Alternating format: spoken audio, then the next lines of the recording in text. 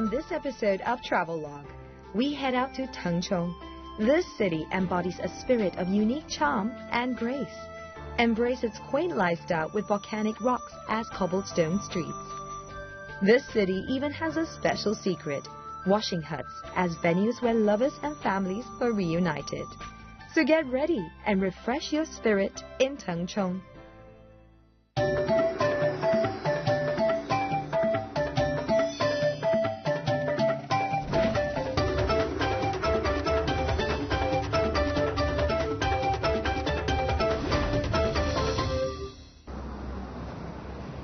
Tangchong is a small town located at the most southwestern tip of China. It was once considered the furthest point from the capital, but it's pretty easy to get to nowadays. It's a small place, but it's definitely charming. Join us as we continue our journey. Welcome back to Travelogue. I'm Michelle Lin.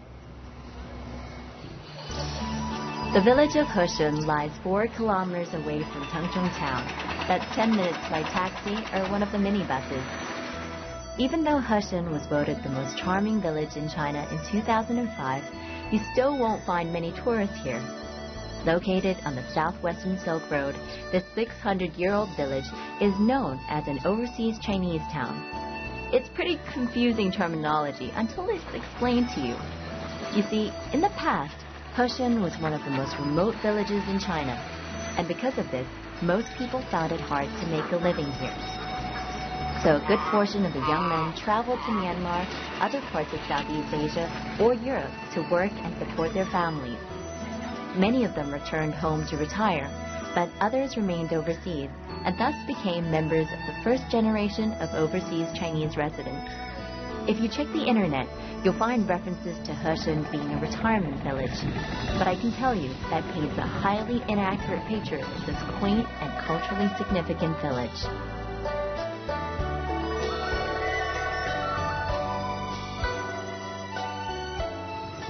Before I came, I read a little online about this town called Heshun, and I thought it might be quite an interesting visit because in 2005, it won the most charmed town across China. And that's not a small award because there are a lot more famous towns in the north of China, such as Xitang or Zhejiang. But why did Heshun win this award? It's lesser known, it's smaller, maybe it's a little more quaint, but I'm going to go and see and find out.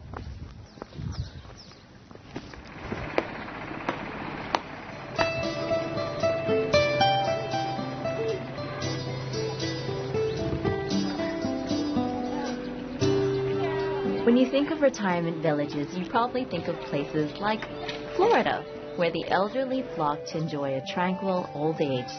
But that's not Heshun. It's quiet, yes, and it's a great place to relax.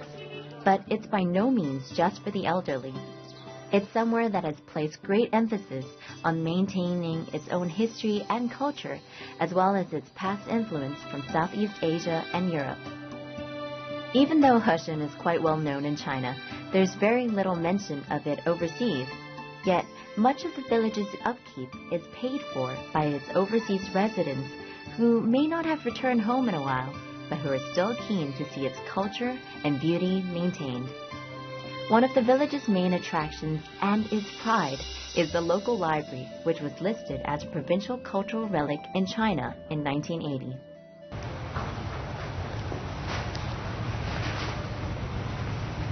Wow, library. I haven't been into one of these in like forever. So you can come here and read the news daily, like any other library. But this library in particular is really special because it started in 1928, and at that time, not many villages had libraries like this big. The men here would go away to work and they would come back with stacks and stacks of books to fill their library because they thought it was really important to have, literature around. Today, the library boasts 70,000 books and counting. Here, you'll be able to find literature on numerous topics, including one-off copies of ancient works not available anywhere else. The annual borrowing fee is 5 kwai, and it's not just limited to the locals. Tourists are welcome to borrow the books too, as long as they return them within the year. Not a bad excuse to revisit. In rural China, villagers often have little time or opportunity for reading. But here in Heshun, they are firm believers in building up their knowledge. So it's common to find people reading or surfing the internet after work. It's no surprise to find that the village is home to some of the most renowned scholars in China's history, the most famous being Ai Siqi, a philosopher who has been a major influence in China since the mid-1930s. The porous volcanic rock used for the structures was fitted with the same care that has been taken to preserve the village's history. You'll find that many of Heshun's pathways are studded with volcanic cobblestones. These paths link the 1,300 homes here, most of which were built during the Qing dynasty over 300 years ago. See, this wall here, it's made from rock from the volcanoes because in Heshun village, there are a ton of volcanoes surrounding the area. So the locals have used the stone to build their homes and buildings. And you see the natural formation of the rock, and it's really beautiful. And what they do to build them is they just cut out the stone and stick them in. They don't use sealants, no cement, and it lasts too because this wall here is over 100 years old.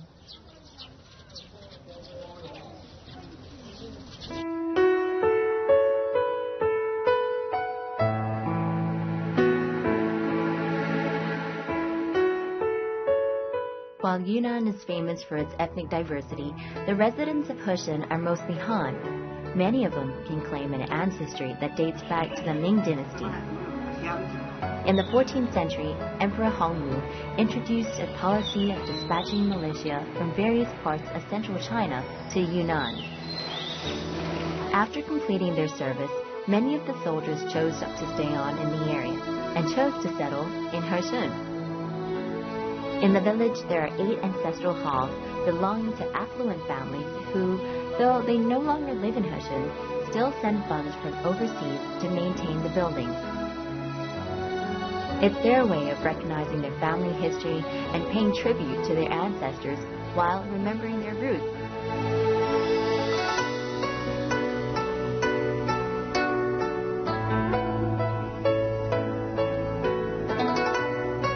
Since most of the families involved are Han, you'll find that the buildings reflect a northern Chinese architectural style, although there is a slight Southeast Asian influence.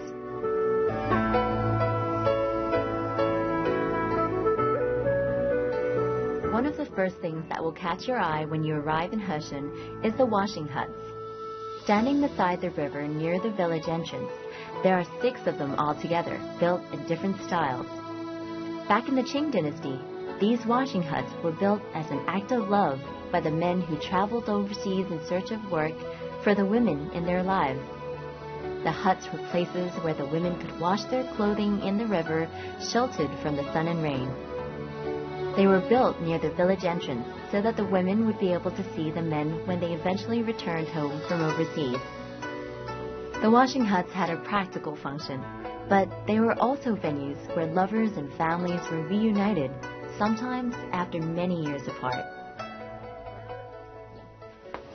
Tanzhou is really famous for making rice calligraphy paper, but if you come to Heshun, you can see it made in the traditional manner.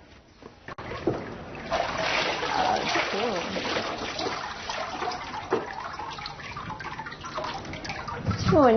我能试试做这个吗？可以呀。可以。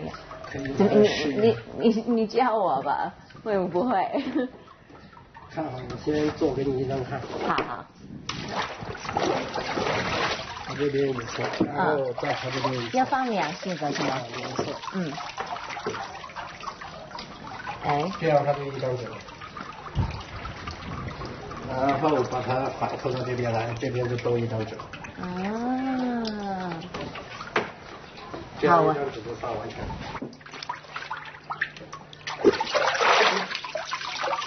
放一次。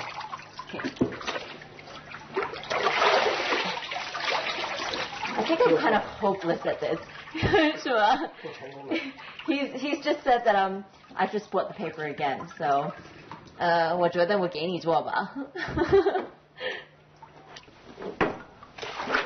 It may look easy, but the untrained hand probably won't be able to transform pulp into paper quite as easily as my current mentor.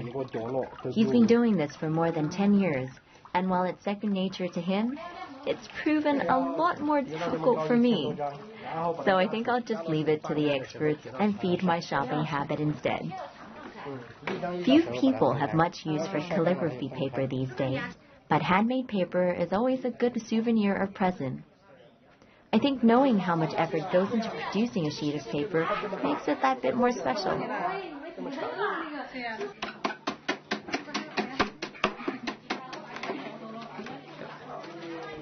As you wander around the alleys and older parts of Heshun, you'll find rattan furniture shops set up by families who've been practicing this craft for many generations.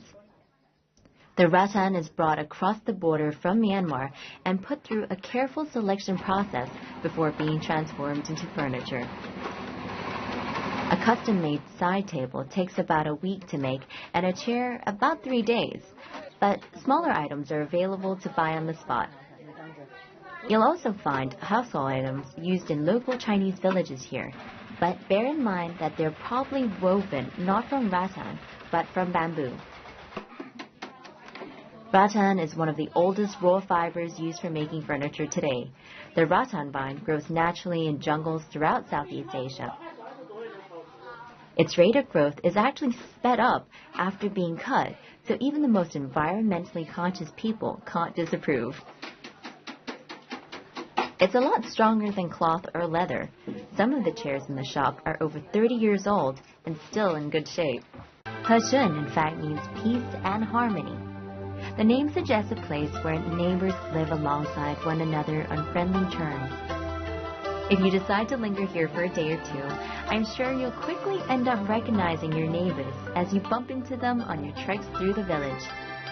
And because the lifestyle has remained relatively unchanged, aside from certain amenities being upgraded, you'll get an authentic, albeit cleaner experience of Chinese village life.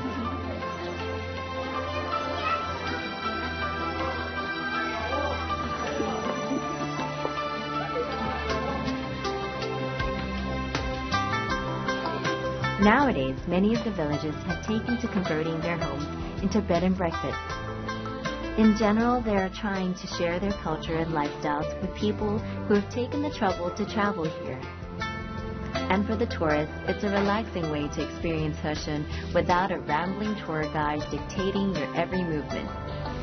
Staying here is inexpensive, and if you have squat toilet phobia, you'll be happy to know that most of the rooms include modern toilets.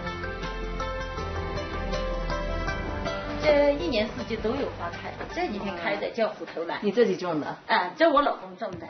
然后我买了很多这些灯，这是美国的，这是英国的，这几个是德国的灯。你在哪买的？在我们这和顺又叫万国博物馆，很多国家的东西都会在这留下来。哦，是吗？哎，可以买的。哎，可以买到。对。然后买回来可以。就是这种，我们是马帮驮回来的，所以这些马帮的东西会有一些。来，咱们进来看看这燕子。这是一把德国的老锁，你看100多年都还能用。你试一下。This is really cool. Look at this. It's an old German lock that they've kept for over 100 years, and you can still use it today. 挺酷的，你是要瘦的吗？是。Need to fix it every once in a while, but it still works. 然后这是一个佛盘桌。I stayed with Chunjia, a woman who has grown up in Heshun and loves the life here so much that she splits her time between showing visitors the sights of her village and collecting antiques. Her house is filled with Chinese antiques, but her collection also includes oil lamps and other household items brought back from Europe by village men who worked abroad in the past. Chunjia tells me that she'll soon be opening a museum devoted to items once used by Heshun's women.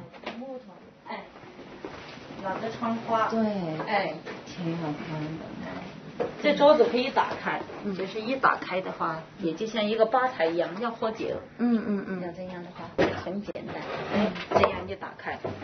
把这板凳拿过来，来，你坐着试试，舒不舒服？ if I want to have a drink, this is where I'm going to be sitting. 不用了哦，谢谢谢谢。不用谢。You can sit here, sip your tea, you know, drink a beer. 这是红茶。Take down a couple of shots. 哦，谢谢。那这样很好。Red tea. 红茶。Cheers. We arrived just in time to help prepare for Duanwu Festival, which you probably know as Dragon Boat Festival. Chundia had decided to make rice dumplings for her guests. So if you plan your visit for around the same time next year, she'll probably teach you how to make them too.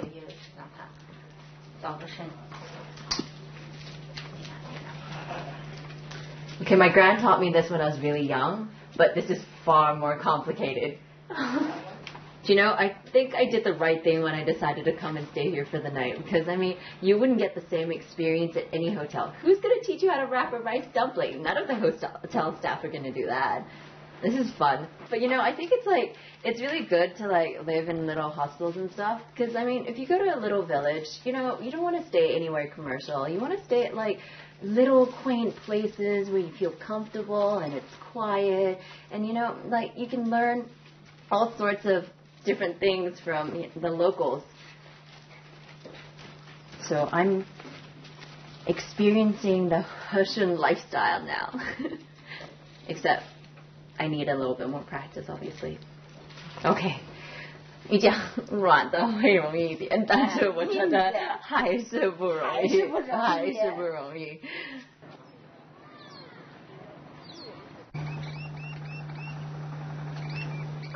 I'm not an early bird by nature, but mornings in Hessian are so beautiful that they're well worth getting up for. The fact that it gets a little hot in the afternoons was also a motivation to join in the lively morning activities. During my wanderings, I was surprised to find a group of village elders playing croquet. While it wouldn't have been out of place in Paris, this is the first time I've ever actually seen it played in China. It made me realize that the men who worked overseas didn't just bring back material goods with them. They also brought home what was considered the popular culture of the day. It's no wonder they call Hessian the town of overseas Chinese. The men who left this place were among the first expatriates from China.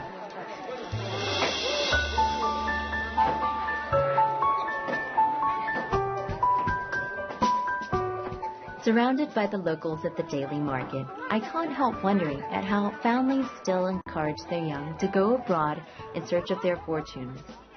This pioneering spirit is an inspiration.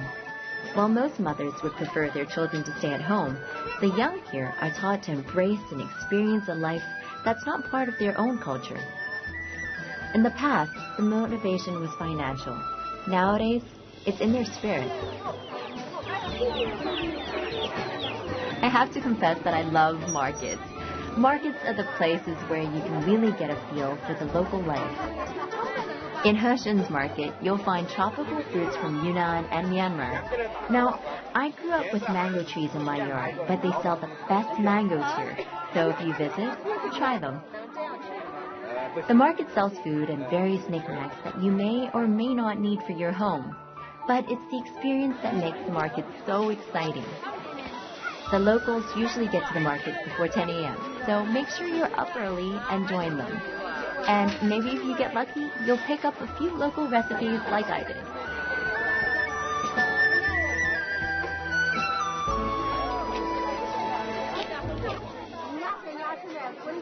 Someone told me that if I come to Hessian, I have to try dolphin. I'm not exactly sure what it is because they couldn't really explain it to me, but it's made out of beans. And this shop here has been operating for over 4 generations, so we gotta try their dolphin. 好吃是吗？云南有很多小吃，但是豆粉就是主要的，每个地方都很多，每个地方的调料不一样。是你的家是有什么不一样的？我家的一个调料，还有那个豆粉口感比较细腻润滑。还有这个调料是当天做，都比较新鲜的。所以说chili辣椒有，这是我家特制香料。有special sauce, secret sauce. 有5种香料以上的，这是很有特色的当地香料。麻油 okay. 香菜 Sesame, 蒜泥 coriander or parsley, garlic. 还有香水，就专门配豆粉。 The family has been making doughfin for 4 generations. The girl's grandmother is now 80, and she still gets up every morning to help the family make it. It's a must-try if you visit. You'll never taste anything quite like it. The shop might be really small, but it's really kind of cool sitting down here, you know, eating.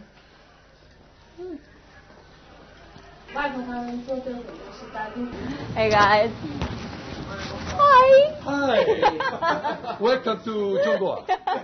Wow, thank you. Where are you guys from? I'm from Italy. You? Milano, yes. As well? What are you guys doing in China? Are you on holiday or do you work here? No, we love China so much. Yeah. We want to stay here as much as possible. Yeah. Why did you decide to come to Heshen? Here, Yeah. the city is so beautiful. Yeah. So beautiful. People so friendly. Yeah. Food so good. Too much good. I think this is one of the most beautiful cities in China. Wow. Yeah. That is very high praise. For us, it's better little to bit join the people. Yeah. Also, from the countryside. It's not a problem. You've been to a lot of places. Yeah, look at it. Well-traveled Matt, and he's saying this place is good, so it's good. 33 years old. Wow. No Italy. We are from Italy. No Italian flag. No Italian No chaps. You guys are from Italy. No Italian Yeah, flag. okay. Where's your national pride? Granted. Anyway, if you are interested in Chinese roots, you must come here. If you are not interested, you stay home. But if you are interested, you come. Good job. As you travel back to Tengchong, you'll realize that it's not just the people in Heshen who enjoy a peaceful and happy life.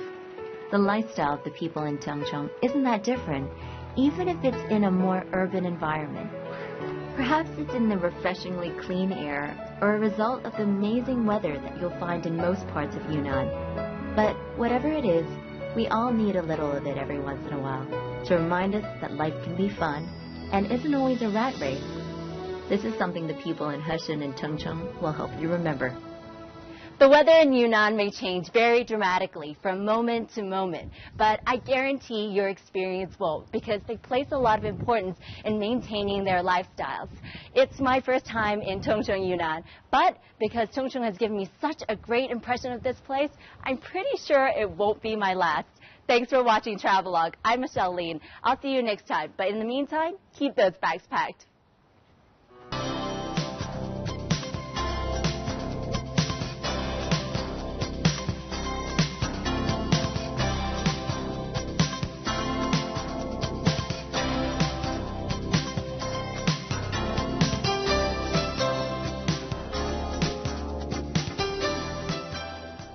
At the most southwestern tip of China. It was once considered the furthest point from the capital, but it's pretty easy to get to nowadays.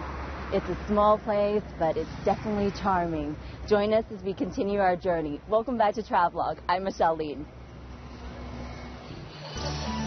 The village of Heshen lies 4 kilometers away from Tengchong town. That's 10 minutes by taxi or one of the minibuses. Even though Heshen was voted the most charming village in China in 2005, this city even has a special secret, washing huts as venues where lovers and families are reunited. So get ready and refresh your spirit in Tengchong.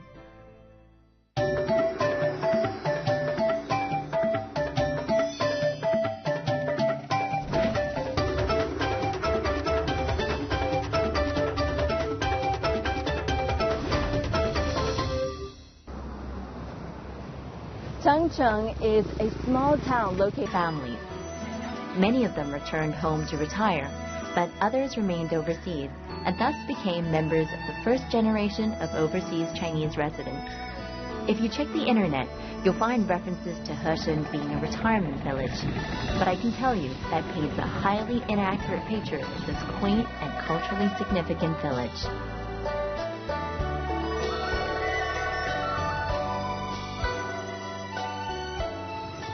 Before I came, you still won't find many tourists here. Located on the southwestern Silk Road, this 600-year-old village is known as an overseas Chinese town. It's pretty confusing terminology until it's explained to you. You see, in the past, Heshen was one of the most remote villages in China, and because of this, most people found it hard to make a living here. So a good portion of the young men traveled to Myanmar, other parts of Southeast Asia, or Europe to work and support their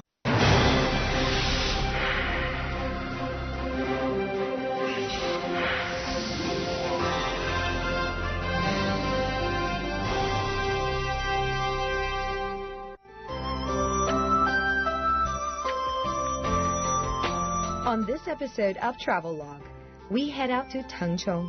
This city embodies a spirit of unique charm and grace. Embrace its quaint lifestyle with volcanic rocks as cobblestone streets.